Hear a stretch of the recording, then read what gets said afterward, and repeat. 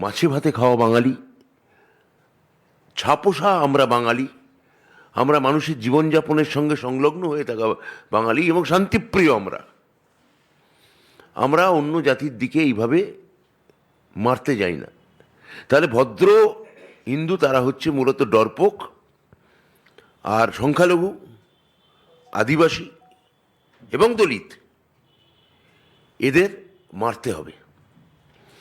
এরা যদি মার খায়, এদের যদি মেরে ফেলা যায়, তাহলে একই সঙ্গে বিজেপির এখানে এলিট উচ্চমান্যতাও প্রকাশিত হচ্ছে, যে নিম্নবর্গের মানুষকে তারা কী চোখে দেখে, এটাও প্রতিভাত হচ্ছে এইটার মধ্যে দিয়ে।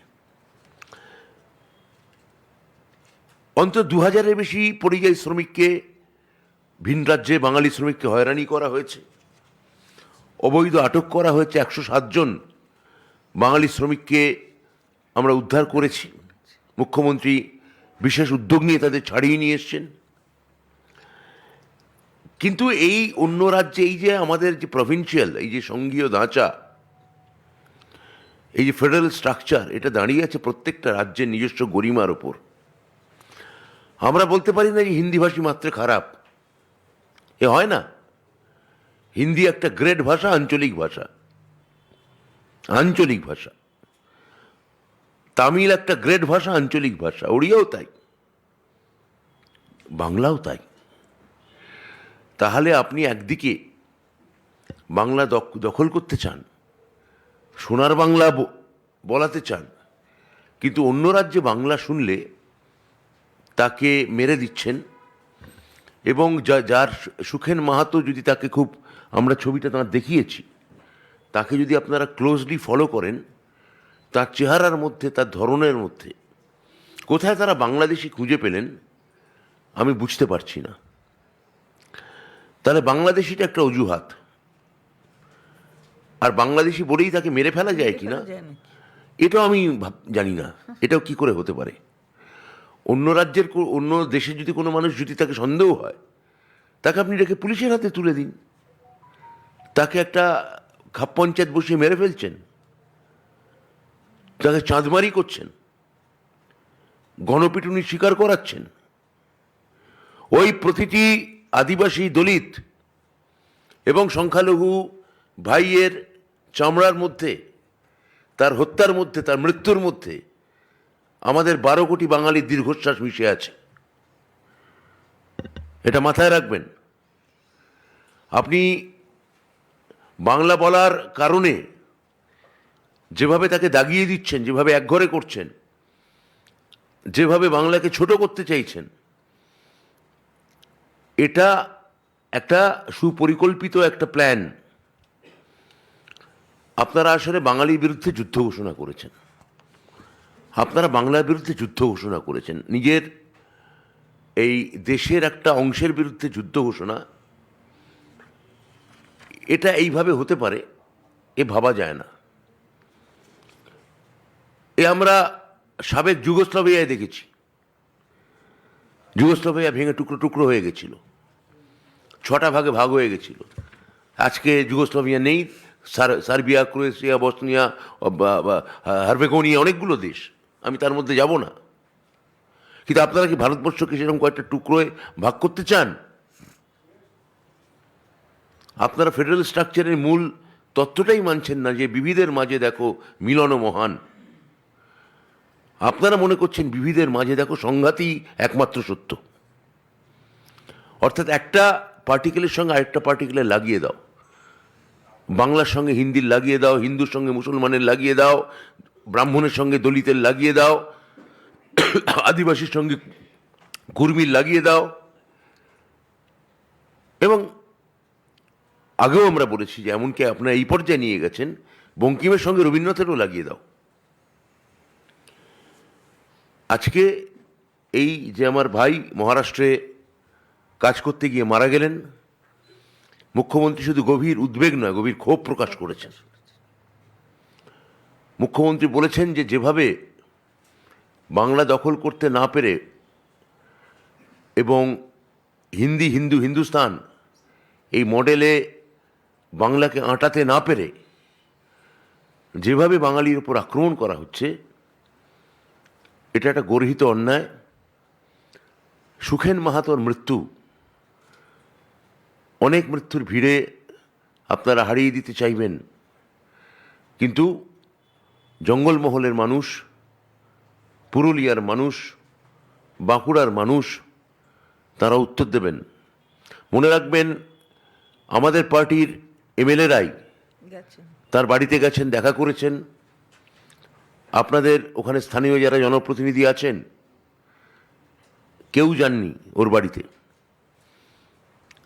এখন হয়তো যাবেন, যেহেতু আমাদের দুই জনপ্রতিনিধি বাঘমুন্ডি আর এমএলএ আর শান্তিরাম মাহাতো গেছেন, রাজীব লোচন সরেন গেছিল, আর সুশান্ত মাহাতো গেছিল। তো ওরা গিয়ে দেখা করেছেন। ওদের পরিবারের সঙ্গে আমরা আছি। একটা আর্থিক সাহায্য দেওয়া হয়েছে, কিন্তু আর্থিক সাহায্যটা কি? কিছু নয় একটা মানুষের জীবনের কাছে। এইটা আমি বারবার করে বলছি যে আমাদের সাংসদরাও নিশ্চয়ই এটা নিয়ে যথাস্থানে ভোকাল হবেন, কথা বলবেন। কিন্তু এইভাবে একটা প্রদেশের বিরুদ্ধে আপনারা যুদ্ধ ঘোষণা করতে পারেন না, যেহেতু একসময় বাংলা আপনাদের উপর রাজ করত। আজকে তার কাউন্টার কমপ্লেক্সে বাংলা শুনলেই মারতে যাচ্ছেন বা তাকে রেডিকুল করতে যাচ্ছেন। যেহেতু কোনো সময় আপনার মাথার উপর রবীন্দ্রনাথ ছিলেন, যেহেতু কোনো সময় আপনার মাথার উপর সুরেন্দ্রনাথ বন্দ্যোপাধ্যায় ছিলেন, যেহেতু কখনো আপনার মাথার উপর চিত্তরঞ্জন দাস ছিলেন, যেহেতু কখনো আপনার মাথার উপর সুভাষচন্দ্র বোস ছিলেন, যেহেতু কখনো আপনার মাথার উপর কাজী নজরুল ইসলাম ছিলেন, যেহেতু কখনো আপনার মাথার উপর স্বামী বিবেকানন্দ ছিলেন বা এখনও আছেন,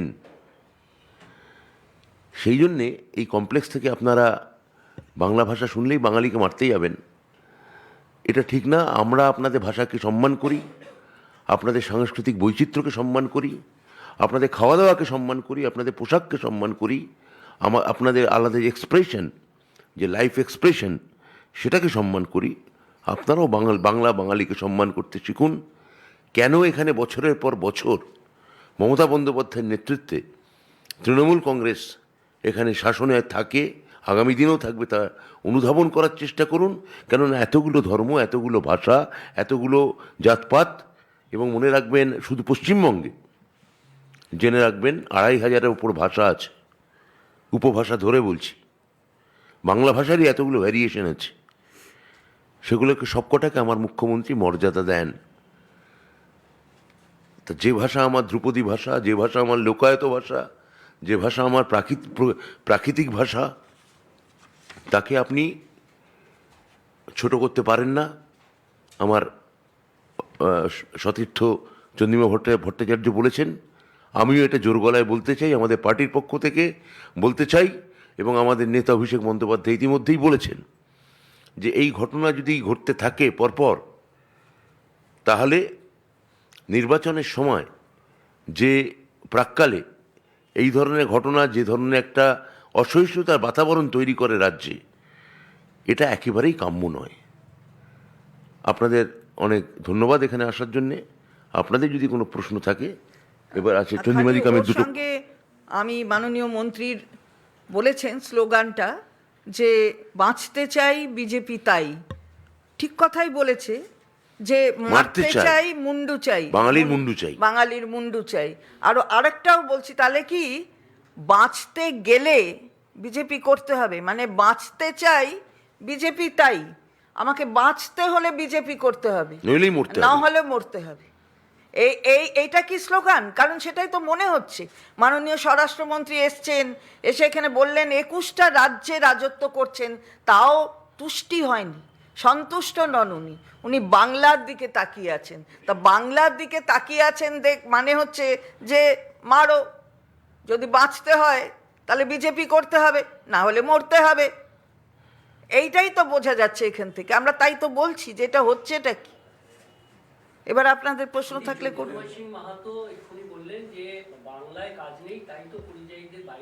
তার জন্য মারতে হবে, তার জন্য কি মারতে হবে? মারতে হবে, এটা কি উত্তর তার?